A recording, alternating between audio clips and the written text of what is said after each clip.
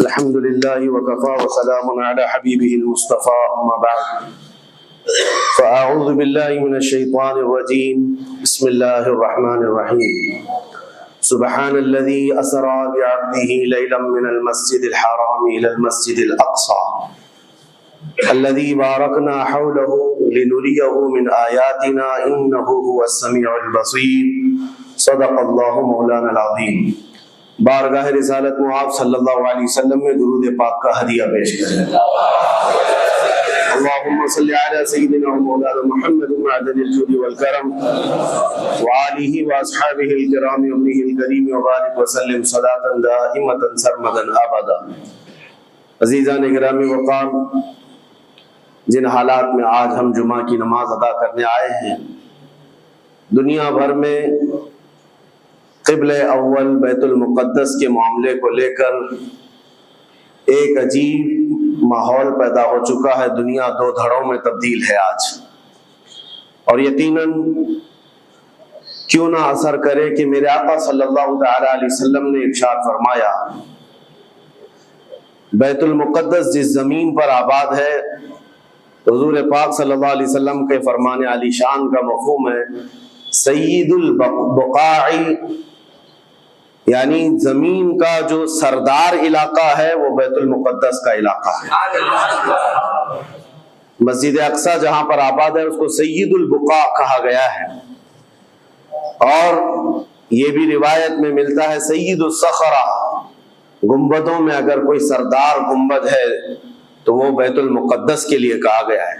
اور قرآن نے یہ فرمایا الذی بارکنا حولہ، مسجد اقصی کے متعلق فرماتا ہے رب تعالیٰ کہ وہ مسجد اقصی جس کے ارد گرد ہم نے برکتیں رکھی لنریہ من آیاتنا، تاکہ ہم اپنی نشانیاں انہیں دکھائیں۔ تو یہ اللہ تبارک و تعالیٰ کی اس مقدس سرزمین جس کو ارض مقدس کہا گیا ہے، نام ہی میں مقدس موجود ہے، اور یہ آج سے نہیں بلکہ روایت میں ہے خانہ کعبہ کی تعمیر کے فوراً بعد حضرت ابراہیم علیہ السلام نے بیت المقدس کی تعمیر فرمائی، اور ہزاروں انبیاء اکرام علیہ السلام کا وہ قبلہ رہا، اور وہ ان کی مرکز عبادت بھی رہا، اور ایک نہیں تقریباً 30,000 کے قریب انبیاء اکرام علیہ السلام مسجد اقصی کے ارد گرد دفن ہیں، آرام فرمائیں۔ جہاں اللہ کا ایک ولی دفن ہوتا ہے وہ برکت کی جگہ ہے، اور جہاں 30,000 نبی دفن ہوں، اور وہ بھی اولو العزم پیغمبر حضرت ابراہیم علیہ السلام، حضرت اسحاق علیہ السلام، حضرت یعقوب علیہ السلام، حضرت موسیٰ علیہ السلام، حضرت زکریا علیہ السلام، یہ سب وہ انبیاء اکرام علیہ السلام ہیں جو رسولان اعظام بھی ہیں، شریعت والے ہیں۔ یہ سب بیت المقدس کے ارد گرد ہیں۔ یہاں پر کچھ بھی اثر ہونا پوری دنیا پر بھی اس کا اثر پڑتا ہے، اور آج ہم دیکھ رہے ہیں جو حالات پوری دنیا میں پیدا ہوئے ہیں، اور چاہے وہ یورپ ہو کہ امریکہ ہو، افریقہ ہو کہ رشیا ہو، عرب ممالک ہو کہ ہند ہو، ان سب کو کچھ نہ کچھ کہنے کی آج ضرورت پیش آ رہی ہے۔ کیوں؟ اس لیے کہ وہ ایسا سینٹر ہے، ایسا تقدس ہے وہاں پر جس میں پوری دنیا انوالو ہو ہی جاتی ہے، اور برسوں سے لے کر وہ جنگ کا میدان رہا، اور حضور پاک صلی اللہ تعالیٰ علیہ وسلم نے بیت المقدس کے لیے کیا فرمایا؟ صحابہ نے جب اس زمین کے بارے میں پوچھا تو میرے آقا نے فرمایا وہ حشر و نشر کی جگہ ہے، حشر و نشر کی جگہ ہے، یعنی قیامت کے قریب سارے لوگوں کو ادھر ہی ہانک دیا جائے گا، اور قیامت وہیں آنی ہے۔ حشر و نشر کی جگہ ہے، حضور پاک صلی اللہ تعالیٰ علیہ وسلم نے فرمایا، اور فرماتے ہیں میرے آقا ہو سکے تو تم جا کر اس میں نماز پڑھ لو، اس لیے کہ اس کی ایک نماز دوسری مسجدوں کی 1000 نمازوں سے افضل ہے۔ یہ مسجد اقصی کے متعلق میرے آقا صلی اللہ علیہ وسلم کا فرمان علی شان ہے۔ پھر صحابہ اکرام نے پوچھا کہ اگر کوئی جا نہ سکے میرے آقا بیت المقدس اور نماز پڑھنے کی اس کو استطاعت نہ ہو وہاں جا کر تو کیا کرے؟ حضور اکرم صلی اللہ علیہ وسلم نے فرمایا کم از کم تیل کا ہدیہ تو بھیج دے تاکہ وہاں چراغ جلانے کے کام آئے۔ یہ حدیث پاک میں ابن ماجہ کی حدیث ہے۔ نبی کریم صلی اللہ تعالی علیہ وسلم کے اس فرمان علی شان کے مطابق میں آج آپ تمامی حضرات سے یہ گفتگو کرنا چاہوں گا کہ میرے عزیزوں، یہ صرف فلسطین اور اسرائیل کا مسئلہ نہیں ہے، یہ اسلام اور کفر کا مسئلہ ہے، اور پوری دنیا کے لیے ہے، پوری دنیا کے لیے اگر وہ حقیقت کی نگاہیں رکھتی ہیں، چاہے وہ کسی بھی قوم سے وابستہ ہو، چاہے وہ کوئی بھی دین اور دھرم سے تعلق رکھتے ہوں، میں ان سے کہتا ہوں اگر اینک تمہارے اوپر جھوٹ کی نہیں پڑی ہے تو آنکھیں کھول کر دیکھ لو ظلم اور بربریت کس جگہ ہے اور حق کے لیے لڑنے والے کون ہیں۔ یہ ہر ایک منصف مزاج آدمی بھی آج پہچان سکتا ہے کہ کون نہتہ مارا جا رہا ہے اور کون سپر پاور طاقت پر کھڑے ہو کر اپنے مظلوم ہونے کا دعویٰ کر رہا ہے۔ ہر دنیا کا انصاف پسند آدمی آج بول سکتا ہے، لیکن یہ دور بھی امتحان کا ہے۔ جتنے کیڑے مکوڑے دل میں بغض و عداوت رکھتے ہیں اسلام کے، وہ ظالموں کے ساتھ کھڑے ہوئے نظر آتے ہیں، آج ظالموں کے ساتھ کھڑے ہوئے نظر آتے ہیں۔ نبی کریم صلی اللہ تعالی علیہ وسلم نے فرمایا مسلمانوں آپ اپنی اوپینین، اپنی رائے کیا رکھتے ہیں یہ بہت امپورٹنٹ ہے، دنیا کیا کہتی ہے اس سے مجھے غرض نہیں، تمہارا تعلق تمہارے نبی پاک کے فرامین سے ہے۔ خبردار خبردار تم کبھی ان ظالموں کی حمایت میں نہ آنا، ورنہ قرآن کہتا ہے وَلَا تَرْكَنُوا، اللہ تعالیٰ فرماتا ہے اس طرف تم توجہ بھی مت کرنا، جھکاؤ بھی مت رکھنا، جس طرف ظالم گئے، جس طرف ظالم گئے ہیں اس طرف جھکاؤ بھی مت رکھنا۔ اور آج کہیں ایسا نہ ہو کہ دنیا تمہارے پاس بہت آ گئی، چکا چوند دنیا دیکھ کر، جیسے امارات والے ہوئے، متحدہ عرب امارات، دبئی جیسے آج انٹرنیشنل سٹی ان کے پاس مل گئی ہے، پوری دنیا وہاں پر تجارت کرنے لگ گئی، بحرین جیسے کنٹریز، ان کے پاس دنیا کی فراوانی آ گئی، تو آج وہ یہ سمجھنے لگ گئے کہ ہم کو مظلوم اور غریب فلسطینیوں کی مدد میں بات نہیں کرنی چاہیے، جو سپر پاور طاقت ہے اس کے ساتھ کھڑا ہونا چاہیے، کیونکہ ہماری ٹریڈنگ کا مسئلہ ہے، ہماری تجارت کا مسئلہ ہے۔ وہ یہ بھول گئے کہ ان کا اسلام کہاں ہے، ان کے آباء و اجداد کی روایت کہاں ہے۔ لیکن میں آپ سے کہتا ہوں ان کے نقشے پر چل کر کبھی اپنی رائے کو بدل نہ دینا۔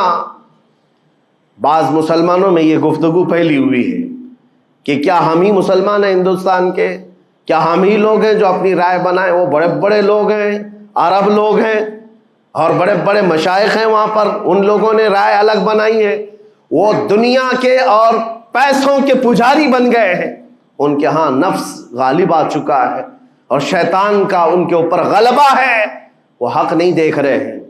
میرے عزیزوں کہیں تم اپنی رائے اس طرح بنا لیے تو حدیث کو جھٹلانے والے ہوں گے۔ اللہ کے حبیب صلی اللہ علیہ وسلم کی حدیث سناتا ہوں، حضور پاک صلی اللہ علیہ وسلم فرماتے ہیں لا تزال عصابۃ من امتی یقاتلون علی ابواب دمشق وما حولها وعلى ابواب بیت المقدس ظاہرین علی الحق۔ حضور پاک صلی اللہ علیہ وسلم فرماتے لا یضرهم خذلان من خذلهم ظاہرین علی الحق الى ان تقوم الساعہ۔ میرے آقا فرماتے ہیں قیامت تک میری امت میں ایک جماعت ایسی ہوگی جو دمشق کے دروازوں پر اور بیت المقدس کے دروازوں کے اطراف میں حق کے لیے کھڑی رہے گی قیامت آنے تک۔ اور حضور پاک نے یہ بھی فرمایا، میرے آقا مخبر صادق صلی اللہ علیہ وسلم کے فرمان آج ہم اپنی آنکھوں سے دیکھ رہے ہیں، حضور فرماتے لا یضرهم خذلان من خذلهم۔ میرے آقا فرماتے ہیں دنیا کے بڑے بڑے دھوکہ دینے والوں کا دھوکہ انہیں کچھ اثر نہیں کرے گا، انہیں کوئی نقصان نہیں پہنچائے گا۔ آج بڑے بڑے پیٹروٹ میزائل داغ کر کے اگر وہاں کے علاقوں کو ختم کرنے کا دعویٰ کر رہے ہیں تو مجھے میرے نبی کے فرمان پر یقین ہے یہ کبھی نہیں ہو سکے گا، کبھی نہیں ہو سکے گا۔ کچھ عمارتوں کے گر جانے اور کچھ بچوں کے اور کچھ لوگوں کے قتل ہو جانے کا نام یہ جیت اور فتح نہیں ہے۔ میرے عزیزو آج ہم ان ظالموں کو دیکھ رہے ہیں جن کا دعویٰ تھا کہ دنیا میں ان سے بہتر ڈیفنس طاقت کسی کے پاس نہیں، ان سے بہتر بنکر کسی کے پاس نہیں، ان سے بہتر سائرن بجانے کی طاقت کسی کے پاس نہیں، پوری دنیا کو زہریلے ہتھیار بیچنے والی طاقتیں۔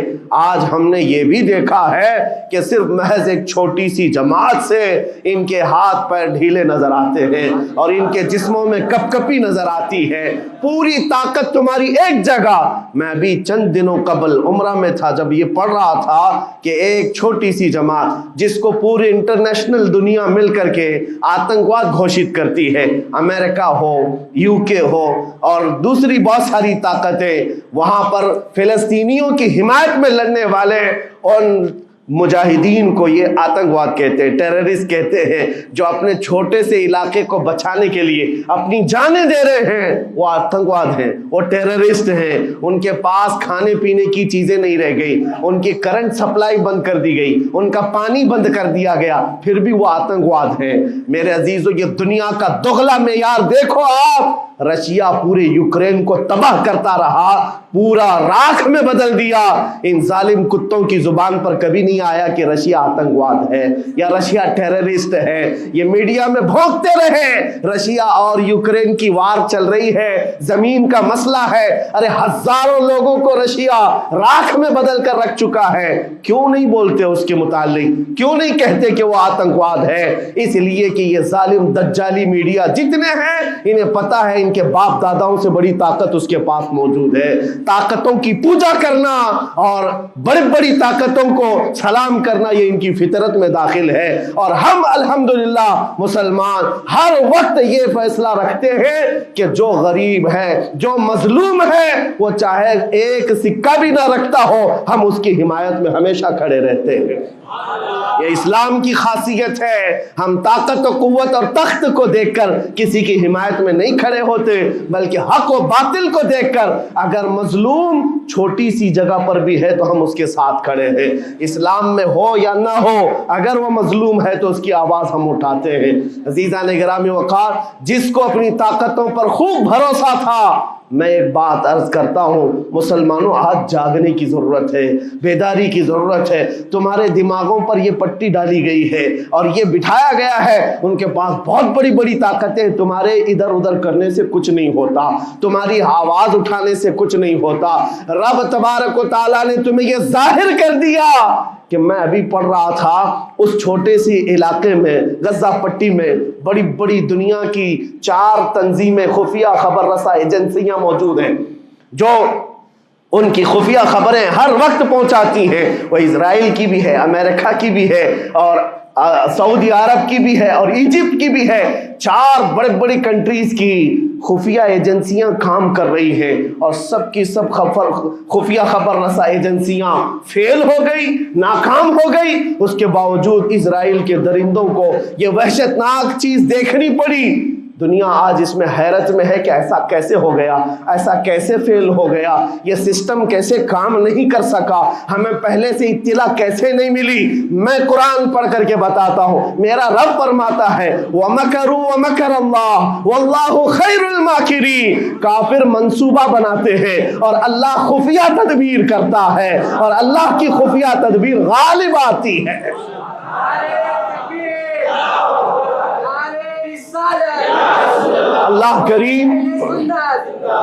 اللہ کریم جب خفیہ تدبیر فرماتا ہے، سارے سسٹم فیل ہو جاتے ہیں، دنیا کی طاقتیں ہیچ ہو جاتی ہیں۔ آپ کبھی یہ مت سمجھنا کہ دنیا کے پاس بہت بڑی طاقتیں ہیں، نہیں مسلمانوں، ایمان اس کا نام نہیں ہے۔ اقبال نے بہت پہلے کہا تھا، اللہ کو پامرد یہ مومن پہ بھروسہ، ابلیس کو یورپ کی مشینوں کا سہارا۔ ان کے پاس یورپ کی مشینوں کا سہارا ہے، لیکن مسلمان کو اپنے رب کی طاقت پر بھروسہ ہے۔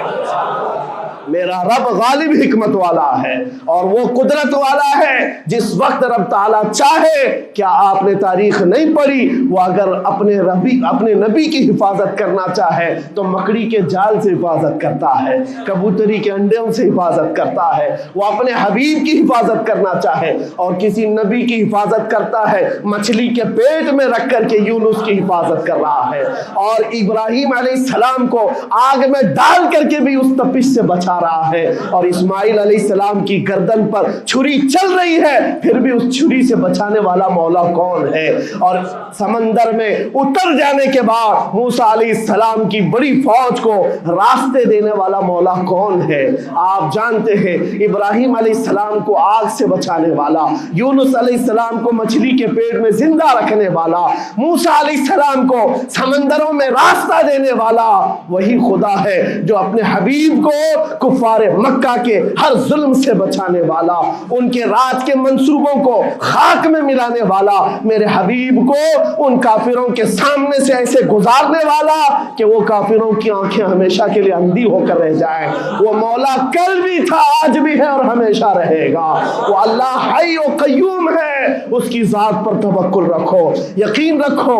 آج دنیا کے ان حالات کو دیکھ کر مسلمانوں کا ایمان اور مضبوط ہو جائے، اور مضبوط ہو جائے۔ آپ یہ سوچتے ہوں گے ہمیں کیا کرنا چاہیے، ہم یہاں بیٹھ کر کیا کریں؟ میں تو اس بات کو کہوں گا آپ واٹس ایپ جہاد میں مصروف نہ رہیں، ادھر کی ادھر چیزیں شیئر کرتے ہوئے گھر میں بیٹھ کر کے رات بھر اپنی مرغن غذاؤں میں اور بستروں پر سوتے رہے نہیں۔ اگر تمہارا دل روتا ہے کسی ایک بچے کی آہ پر تم پہنچ تو نہیں سکتے، لیکن کسی غریب کی ایک درد پر تمہارا دل روتا ہے، اللہ کی بارگاہ میں وہ بھی لکھا جاتا ہے، وہ بھی لکھا جاتا ہے اور تم کو ان کے شریکوں میں شمار کیا جاتا ہے۔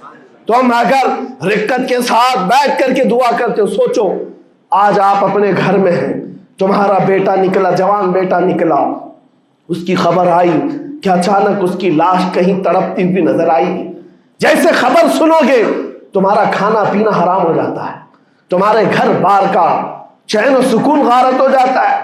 کیا ہوتا ہے جب اپنا ایک جوان بیٹا کہیں کسی حادثے میں انتقال ہونے کی خبر بھی آ جائے، بے چینی اور گھر میں کوہرام مچ جاتا ہے۔ یہ چیز کیوں ہوتی ہے؟ کیونکہ تمہارا تعلق ہے، جسمانی بھی روحانی بھی تعلق ہے اپنے بیٹے سے۔ اور میرے آقا نے فرمایا مثل المؤمن کمثل جسد اذا اشتكى عضو تداعى له سائر الجسد بالسهر والحمى۔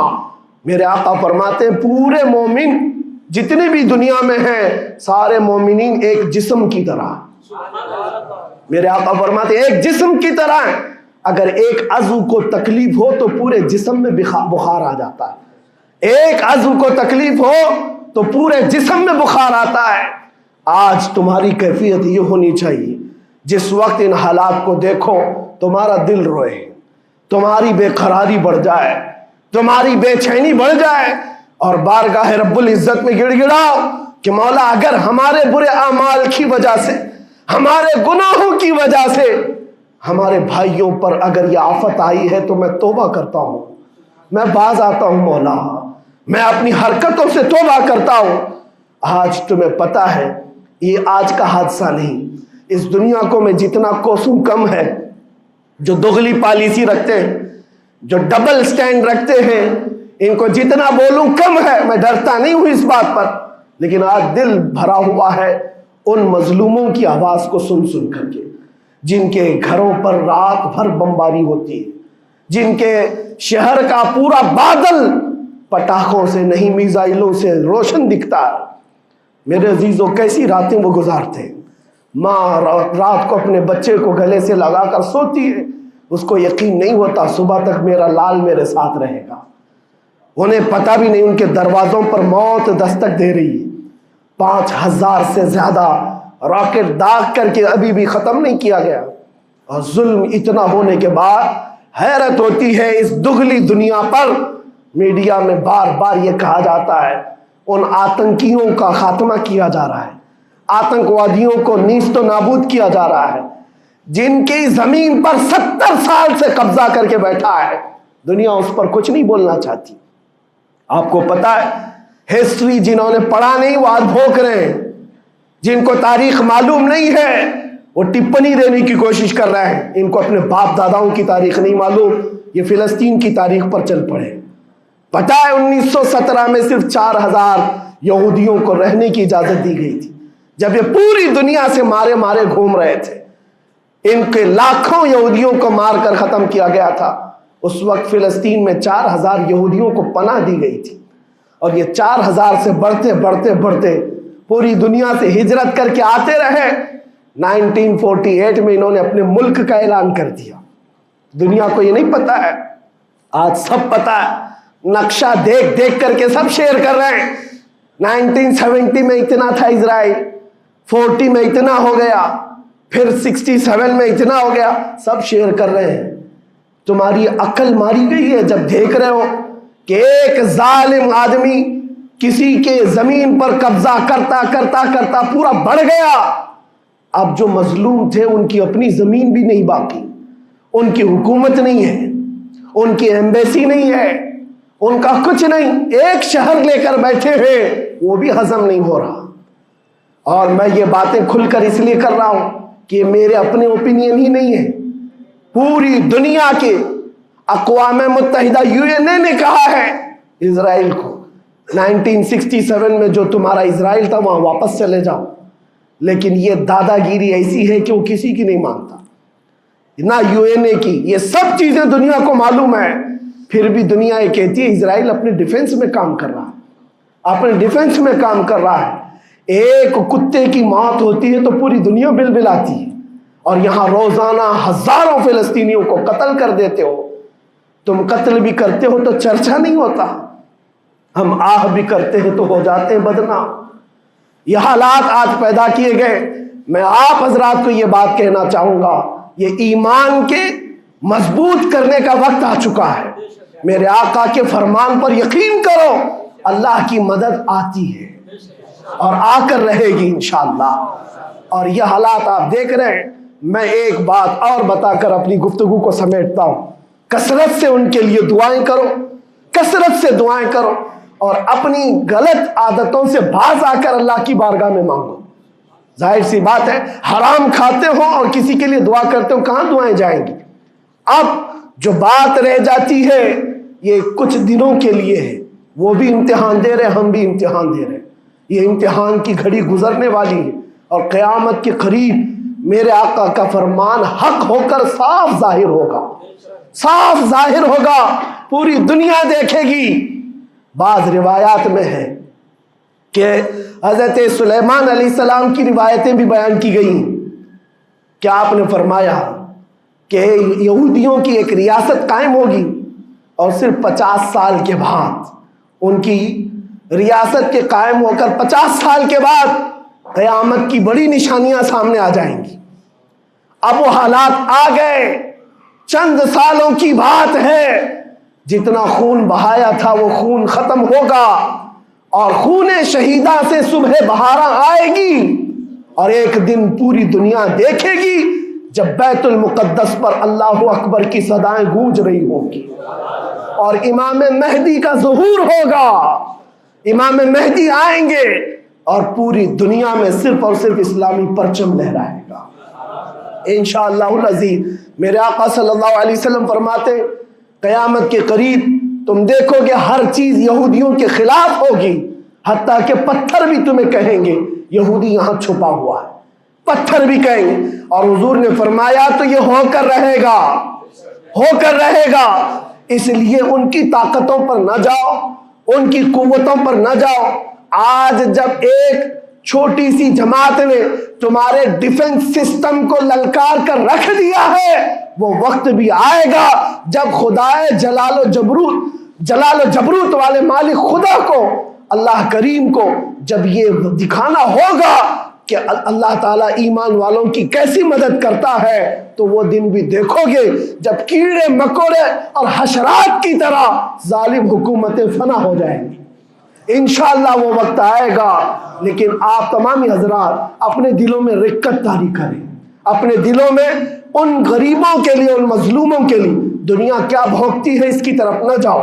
कौन क्या कहता है, इन जालिमों को उनके साथ खड़े होने में शर्म नहीं आती। आपको पता है यहाँ हमारे हिंदुस्तान में भी बहुत सारे आज निकले हुए सोशल मीडिया पर जंग कर रहे हैं और इनको लगता है इजराइल के साथ खड़े। आपको पता है इजराइल एक ऐसी यहूदी रियासत है जो पूरी दुनिया के किसी भी धर्म को नहीं मानते। मुसलमानों के भी वैसी दुश्मन, हिंदुओं के भी दुश्मन, ईसाइयों के भी दुश्मन। इनको पता ही नहीं है, इनको लगता है वो हमारा साथी है, मुसलमानों को मार रहा है तो हमारा साथी। جبکہ وہ صاف انکار کرتے ہیں کہ بتوں کی پوجا کرنے والوں سے ہمارا کوئی رشتہ ہی نہیں. وہ یہودی ہیں.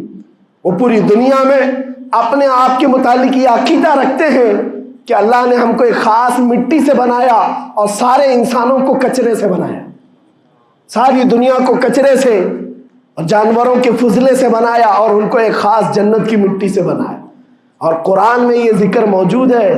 اللہ فرماتا ہے وقالت الیہود نحن ابناء اللہ واحباؤہ. اے محبوب, یہ یہودی کہتے ہیں ہم اللہ کے بیٹے ہیں اور اللہ کے محبوب ہیں. رب فرماتا ہے اے محبوب ان سے کہہ دیں اگر تم اللہ کے بیٹے اور اللہ کے محبوب ہو تو مرنے کی تمنا کرو کیونکہ اللہ سے مل جائے.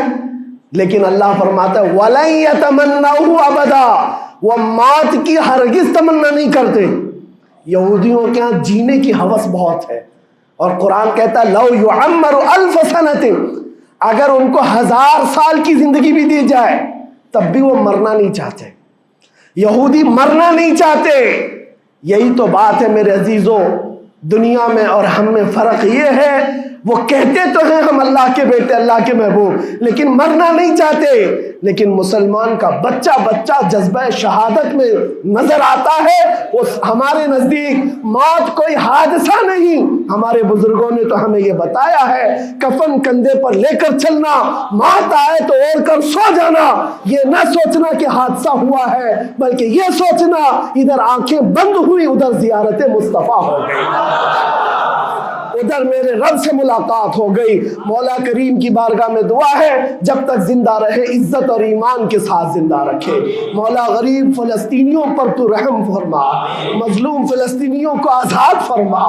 اے کریم ارحم الراحمین, تو نے فرمایا جب بندہ مجھے مصیبت میں پکارتا ہے میں اس کی پکار کو سنتا ہوں. اے مولا آج فلسطینیوں سے زیادہ کون مظلوم ہے, ان سے زیادہ کون مصیبت میں ہے اور تجھ سے زیادہ کون رحم کرنے والا ہے. اے مالک و مولا ان پر رحم کی بارشیں فرما.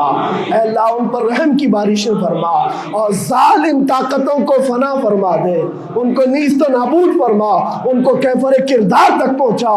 اسلام و سنیت کا بول بالا فرما, کفر و شرک کا منہ کالا فرما. وصلی اللہ تعالی علی خیر خلقہ محمد وآلہ واصحابہ اجمعین برحمتک یا ارحم الراحمین.